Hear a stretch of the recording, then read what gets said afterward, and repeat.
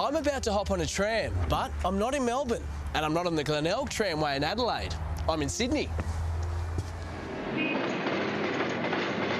Did you know that Sydney once had over 280 kilometres of tram lines and twice as many trams as Melbourne has today?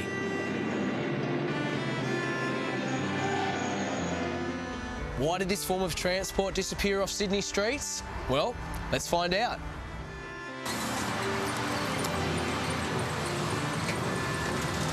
Greg, before we get on to why trams disappeared, why were they such a popular form of transport? Well, I think you have to remember that when the tramways were first set up, people only had a choice of walking or riding on a horse and cart.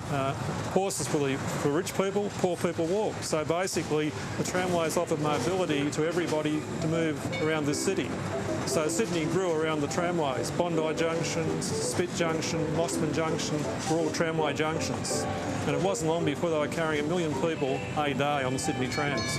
So why did they disappear? Well, I think it was a combination of things. They were seen as old-fashioned, so therefore people were saying you have to have something modern. And in those days, the motor bus was seen as being something modern. And basically, I think it was seen that the car was the way of the future. So, of course, the car had a bit to do with it as well. Trams graced the Sydney streets for 100 years, from 1861 to 1961. As technology changed through this period, so did the trams.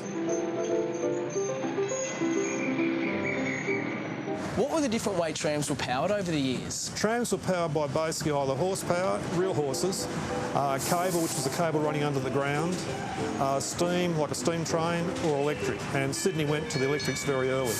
And electric trams were when the tram industry really took off? Yes, that's correct. The Sydney trams sort of were a great success. They finished up building 1,400 trams to operate on the system.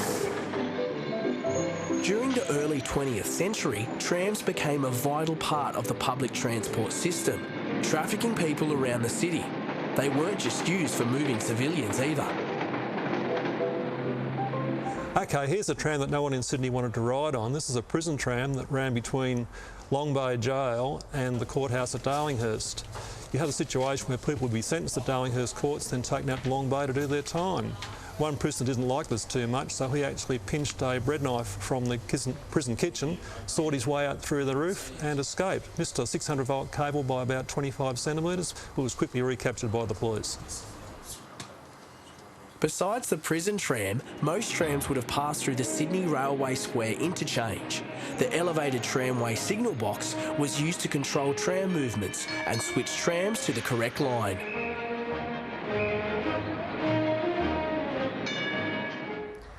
And this is where we step off.